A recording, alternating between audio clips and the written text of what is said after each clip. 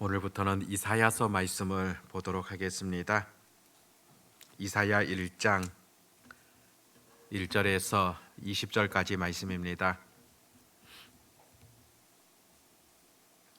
이사야 1장 1절에서 20절입니다. 우리 같이 하나님의 말씀을 읽도록 하겠습니다.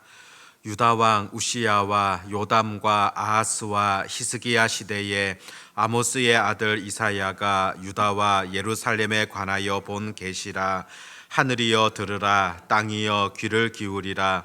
여호와께서 말씀하시기를 내가 자식을 양육하였거늘 그들이 나를 거역하였도다. 소는 그 임자를 알고 나귀는 그 주인의 구유를 알건만은 이스라엘은 알지 못하고 나의 백성은 깨닫지 못하는도다 하셨도다. 슬프다, 범죄한 나라요, 허물진 백성이요, 행악의 종자요, 행위가 부패한 자식이로다. 그들이 여호와를 버리며 이스라엘의 거룩하신 이를 만홀히 여겨 멀리하고 물러갔도다. 너희가 어찌하여 매를 더 맞으려고 폐역을 거듭하느냐. 온 머리는 병들었고 온 마음은 피곤하였으며 발바닥에서 머리까지 성한 곳이 없이 상한 것과 터진 것과 새로 맞은 흔적뿐이거늘 그것을 짜며 싸매며 기름으로 부드럽게 함을 받지 못하였도다. 너희의 땅은 황폐하였고 너희의 성읍들은 불에 탔고 너희의 토지는 너희 목전에서 이방인에게 삼켜졌으며 이방인에게 파괴된 같이 황폐하였고 딸 시온은 포도원의 망대같이 참 외밭의 원두막같이 애워싸임 성읍같이 겨우 남았도다. 만군의 여호와께서 우리를 위하여 생존자를 조금 남겨두지 아니하셨다면 우리가 소돔 같고 고모라 같았으리로다. 너희 소돔의 관원들아 여호와의 말씀을 들을지어다. 너희 고모라의 백성아 우리 하나님의 법에 귀를 기울일지어다. 여호와께서 말씀하시되 너희의 무수한 재물이 내게 무엇이 유익하뇨. 나는 순양의 번제와 살찐 짐승의 기름에 배불렀고 나는 수송아지나 어린 양이나 숫 염소의 피를 기뻐하지 아니하노라. 너희가 내 앞에 보이러 오니 이것을 누가 너희에게 요구하였느냐. 내 마당만 밟을 뿐이니라. 헛된 재물을 다시 가져오지 말라. 분향은 내가 가증히 여기는 바요. 월삭과 안식일과 대회로 모이는 것도 그러하니 성애와 아울러 악을 행하는 것을 내가 견디지 못하겠노라. 내 마음이 너희의 월삭과 정한 절기를 싫어하나니 그것이 내게 무거운 짐이라. 내가 지기에 곤비하였느니라. 너희가 손을 펼 때에 내가 내 눈을 너희에게서 가리고 너희가 많이 기도할지라도 내가 듣지 아니하리니 이는 너희의 손에 피가 가득함이라. 너희는 스스로 씻으며 스스로 깨끗하게 하여 내 목전에서 너희 악한 행실을 버리며 행악을 그치고 선행을 배우며 정의를 구하며 학대받는 자를 도와주며 고아를 위하여 신원하며 과부를 위하여 변호하라 하셨느니라. 여호와께서 말씀하시되 오라 우리가 서로 변론하자. 너희의 죄가 주홍 같을지라도 눈과 같이 희어질 것이요 진홍같이 붉을지라도 양털같이 희게 되리라. 너희가 즐겨 순종하면 땅의 아름다운 소산을 먹을 것이요 너희가 거절하여 배반하면 칼에 삼켜지리라. 여호와의 입의 말씀이니라. 아멘. 오늘부터 이사야서 말씀을 우리 새벽마다 살펴보게 되어지는데 이사야서 말씀은 오늘 1장 1절에서 잘 보여주듯이 바로 이사야 선지자가 유다 왕이었던 우시야, 요담, 아하스, 히스기야가 통치하고 있었을 때 그때 남유다에서 외쳤던 그런 선지자임을 보게 되어집니다. 이사야서 전체의 가르침을 보면 그 선지자의 외침은 크게 두 가지라고 볼 수가 있습니다. 하나는 죄를 지은 그 이스라엘 백성들을 향하여서 하나님께로 돌아와야 된다. 너희들의 그 죄를 하나님 앞에 온전히 회개하며 돌이켜야 된다. 그렇지 않으면 너희에게 심판이 임하게 될 것임을 선포하는 것을 보게 되어집니다. 또 다른 부분은 그럼에도 하나님께서는 그의 백성들에게 여전히 은혜를 베풀어 주신다는 것입니다. 그럼에도 너희들에게 구원을 허락해 주실 것이다. 그런데 사실상 이 구원이라는 것은 궁극적으로 예수 그리스도를 통하여 이루어지는 온전한 구원을 말씀합니다. 그러다 보니 이사야 그 서의 말씀을 보면은 그 예수님의 예언에 대하여서 예수님께서 이 땅 가운데 오실 것임을, 또 이 땅에서 예수님의 사역을 행하심을, 또 그 예수님께서 부활하신 이후에 다시금 이 땅 가운데 오실 것에 대한 그런 예언의 말씀들을 많이 찾아보게 되어집니다. 구체적으로 본다면은 1장에서 39장까지는 그 타락한 백성들을 향한 심판 외침이라고 한다면은 마지막 40장에서 66장까지는 그럼에도 구원의 은혜를 베풀어 주시겠다. 1장부터 39장까지는 육적 이스라엘의 죄악에 대한 심판이라 한다면 40장부터 66장까지는 영적 이스라엘에 대한 구원을 선포하는 것을 보게 되어집니다. 그렇다면 이사야서 66장까지 되어져 있는데 흔히 일반적으로 이사야서는 전체 성경의 축소판이다 그렇게 말하기도 합니다. 우리가 구약 성경이 39권이고 또 신약 성경 27권이지 않습니까? 구약 성경은 육적 이스라엘에 대한 그런 심판과 구원의 외침이라고 한다면은 신약 성경은 영적 이스라엘에 대한 그런 은혜를 선포하지 않습니까? 마찬가지로 이사야서 말씀은 1장부터 39장까지 또 40장부터 마지막 66장까지 그와 같은 의미가 있다는 것을 흔히 말하곤 합니다. 오늘 본문을 보면은 1절부터 9절까지 말씀 속에서는 그 부패한 이스라엘의 그 타락상이 어떠한가 구체적으로 언급하고 있습니다.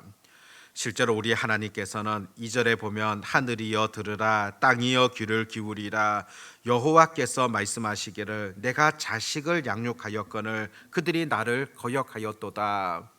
그 백성들을 향하여서 너희들은 나의 자식이다, 자녀 되어졌다 그렇게 표현하고 있습니다. 자식처럼 그렇게 양육하고 돌보아 주었음에도 불구하고 그 백성들은 하나님을 거역하였다는 겁니다. 3절에 보면 소도 임자를 알고 나귀도 그 주인을 알게 되어지지만은 그 백성들은 하나님을 모르고 있다 책망하고 있습니다. 부모와 같은 아비와 같은 그 하나님에 대하여서 너희들은 잊었다고 그렇게 말씀합니다. 4절에 보면은 그들을 향하여서 너희들은 부패한 자식이다. 또 5절에도 보면 너희가 패역을 거듭하고 있다. 하나님 앞에서 지속적으로 악을 행하고 있는 그 백성들을 향한 하나님의 안타까운 그런 마음이라는 것을 보게 되어집니다. 6절부터도 보면 발바닥에서 머리까지 성한 곳이 없다. 완전히 타락해져 있는 그들의 삶을 그대로 지적하고 있는 그런 하나님의 마음이라는 것을 보게 됩니다. 그뿐만이 아니라 10절부터 보면은 종교적으로도 그들이 어떤 삶을 살고 있는가 그것도 지적하고 있습니다.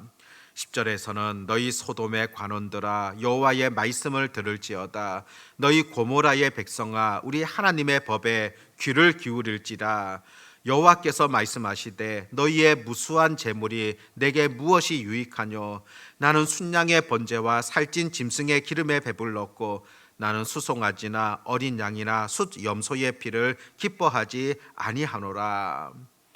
그들이 죄악이 가득함에도 하나님 앞에 나와 제물을 드리고 또 제사를 드릴 때 하나님께서는 그들에게 어떤 말씀을 들려주십니까? 11절부터 보면은 너희들이 가져오는 그 제물이 헛된 제물이다. 헛된 제물이기 때문에 더 이상 가져오지 말라 그렇게 말씀하시는 하나님의 음성을 듣게 되어집니다. 13절에서는 가증히 여기신다. 더불어서 너희가 여러 성회로 모이는 것도 하나님께서는 더 이상 견디지 못하시겠다. 14절에서는 싫어하신다. 이와 같은 표현들이 반복되어지는 것을 보게 되어집니다. 급기야 15절에서는 너희가 손을 펼 때에 내가 내 눈을 너희에게서 가리고 너희가 많이 기도할지라도 내가 듣지 아니하리니 이는 너희의 손에 피가 가득함이라. 이제는 너희가 기도하는 것도 하나님 듣지 아니하시겠다는 그런 선언의 말씀을 보게 되어집니다. 사실상 하나님께서는 그의 백성들에게 여러 제사 제도들 또 하나님 앞에 드려지는 예배에 대하여서 가르쳐 주지 아니하셨습니까? 그래서 백성들이 하나님 앞에 제단을 쌓고 제물을 드리고 기도를 함에도 불구하고 하나님 더 이상 너희들의 기도, 너희들의 그 제사 받지 아니하시겠다 선포하고 계십니다. 왜 하나님께서 백성들을 향하여서 이렇게 말씀하시는 것이겠습니까? 오늘 이 말씀을 우리 현대적인 의미로 해석을 해 본다면은 하나님 앞에 나와서 예배하고 또 하나님 앞에 헌금도 드리고 또 하나님 앞에 온전히 기쁨으로 모였음에도 불구하고 하나님은 더 이상 너희들의 예배 드리지 말라는 겁니다. 너희들이 드린 그 예물 더 이상 내가 받지 않으시겠다. 그렇게 말씀하시는 겁니다. 왜 하나님께서 선지자를 통하여서 이와 같은 말씀을 전해 주시겠습니까? 하나님은 그 백성들이 더 중요하게 여겨야 될 것, 그것이 어떤 것인가를 분명하게 가르쳐 주십니다. 하나님은 예배를 드리게 되어지는 그 행위, 또 제사하게 되어지는 그 모습, 하나님 앞에 드려지는 그 예물, 그 자체를 하나님께서 원하시고 기뻐하시는 것 아니라는 것입니다. 하나님께서도 기뻐하시고 원하시는 것 무엇이겠습니까? 오늘 16절에 보면 악한 행실을 버리며 너희들의 그 행악을 제발 그치라는 겁니다. 너희들이 죄로 인하여서 손이 완전히 더러워져 있는데 여전히 그 악한 마음을 가지고 세상에서 죄로 가득한 그 마음들을 가지고 하나님 앞에 나와 드려지는 그 제사, 결코 그것을 하나님께서 받지 아니하시겠다는 그런 선포라고 볼 수가 있습니다. 하나님의 자녀라고 한다면 보다 더 구체적으로 해야 할 바가 어떤 것인가를 깨달으라는 겁니다. 그래서 17절에 보면 너희들은 선행을 배워야 된다. 그리고 가난한 자들에게 또 사랑을 베풀어야 할 자들에게 그들에게 온전히 실천해야 된다는 것을 구체적으로 말씀하고 있지 않습니까? 그러면 마지막 18절에 보면 여호와께서 말씀하시되 오라 우리가 서로 변론하자. 너희의 죄가 주홍 같을지라도 눈과 같이 희어질 것이요 진홍같이 붉을지라도 양털같이 희게 되리라. 너희 속에 있는 그 죄 문제들, 악한 삶들, 그것을 하나님 앞에 나와서 회개하고 그것이 해결되지 아니한다면은 너희들이 드린 제물들, 너희들이 드린 예배들 아무런 의미가 없다는 것을 하나님께서 말씀하시는 것을 보게 되어집니다. 시편 51편이 다윗의 기도입니다. 하나님 앞에 범죄한 이후에 온전히 회개함으로 나아가면서 다윗이 하나님께 기도를 드립니다. 시편 51편 17절 보면 하나님께서 구하시는 제사는 상한 심령이라. 하나님이여 상하고 통회하는 마음을 주께서 멸시하지 아니하시리이다. 하나님께서 원하시는 것이 어떤 것인가를 구체적으로 가르쳐 주십니다. 바로 너희들의 상한 심령이라고 말씀합니다. 상한 심령이라는 것, 산상조각난 마음들, 찢기고 꺾인 마음이라는 그런 의미를 가지고 있습니다. 자신의 죄에 대하여서 뼈저리게 아파하고 허물로 가득 찬 자기 자신의 자아에 대해서 철저하게 부인하는 그런 심령, 처절하게 하나님 앞에서 자신의 죄악됨을 고백하게 되어지는 그런 부분들, 그것을 하나님께서 기뻐하며 받아주시겠다는 그런 의미이지 않습니까? 정말로 죄 가운데 있다고 한다면은 그렇게 하나님 앞에 나아와서 참회하는 그런 기도들, 또 통회하는 마음으로 주께 나아오는 그런 심령들, 그것을 하나님께서 받아주시겠다는 그런 의미이지 않습니까? 신약 성경에서 세리의 기도도 보십시오. 세리는 멀리 서서 눈을 들어 하늘을 쳐다보지도 못하고 다만 가슴을 치며 이르되 하나님이여 나를 불쌍히 여기소서, 나는 죄인이로소이다. 자신의 죄악에 대하여서 통회하는 마음으로 그렇게 하나님께로 나아와 기도하는, 그것을 하나님께서 기뻐 받아주시겠다는 그런 의미이지 않습니까? 오늘 이사야서 1장 말씀을 통하여서 우리에게 주시는 교훈들 분명 우리가 보셔야 됩니다. 세상에서 여러 더러워진 손들, 악한 부분들, 그것을 그대로 간직한 채, 또 삶은 그대로 우리가 살아간 채 하나님 앞에 드려지는 그 예배, 하나님 앞에 드려지는 그 예물들, 큰 의미가 없다는 것입니다. 특별히 우리 기도에 있어서도 마찬가지라고 볼 수 있습니다. 손에 피가 가득한데, 내 마음에 죄악이 가득한데, 그때 하나님 앞에 나와 드려지는 그 기도, 결코 하나님께서 기뻐하시며 받아주시지 아니하시겠다는 그런 말씀이지 않습니까? 정말로 우리 예배에 있어서, 우리 기도에 있어서 근본적으로 더 소중한 것, 그것이 어떤 것인가를 우리가 잊지 마셔야 됩니다. 그러다 보니까 다윗의 기도를 보면은 늘 하나님 앞에 구했던 것, 하나님 정직을 달라고, 정직한 자의 기도를 들으시는 하나님이시라고 그렇게 수없이 외치는 다윗의 기도를 우리가 들여다보지 않겠습니까? 이 정직이라는 말 자체가 희어지지 아니하고 고다 있다, 그런 의미를 가지고 있습니다. 죄로 인하여서 무엇인가 뒤틀린다거나 희어지지 아니하고 하나님 앞에서 곧은 상태로 나아가 정직히 행하는 것, 그것이 바로 기도하는 자들에게 있어서 어떤 것보다도 소중하다는 것을 가르쳐 주고 있습니다. 연약함이 있고 또 부족함이 있고 또 죄악됨이 있다고 한다면은 그것을 하나님 앞에 잘 해결함을 통하여서, 또 회개함을 통하여서 주홍 같을지라도 눈과 같이 희게 하시는, 진홍같이 붉을지라도 양털같이 희게 하시는 하나님의 능력을 믿으면서 먼저는 죄의 고백들이 필요하고 그 이후에 드려지는 그 예배, 그 기도를 하나님께서 기뻐하신다는 것을 우리가 결코 잊지 마셔야 됩니다. 그런 마음으로 오늘도 온전히 하나님 앞에 나아가는, 또 기도로 나아가는 그런 은혜가 있어지시기를 바랍니다. 기도하겠습니다. 하나님 아버지, 이사야 선지자를 통하여서 들려주시는 그런 하나님의 말씀을 다시 한번 우리가 바라보게 되어집니다.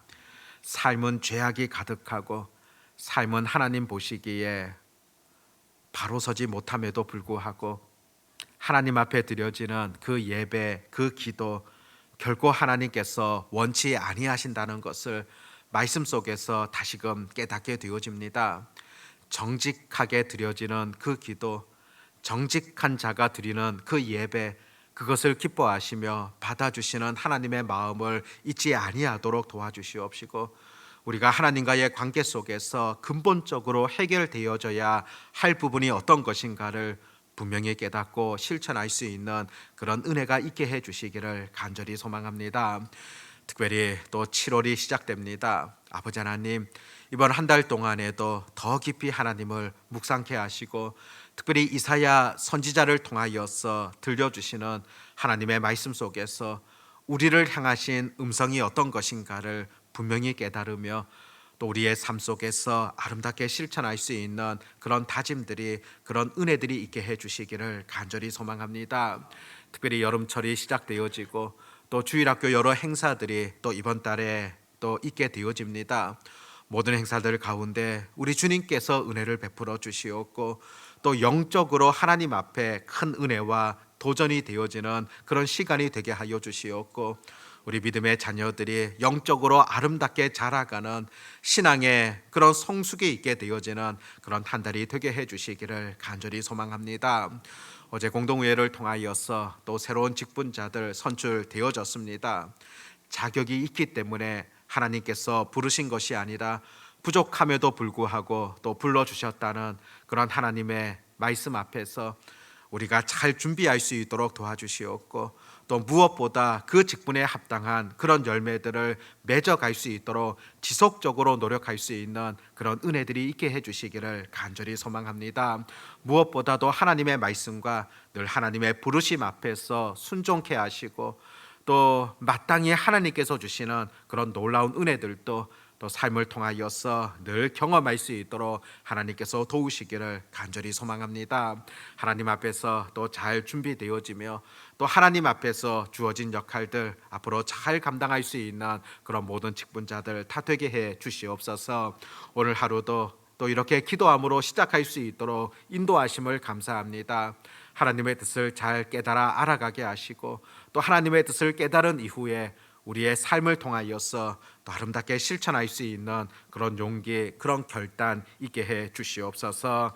전능하신 하나님을 온전히 의지하오며 우리 주 예수님의 이름으로 기도드립니다. 아멘.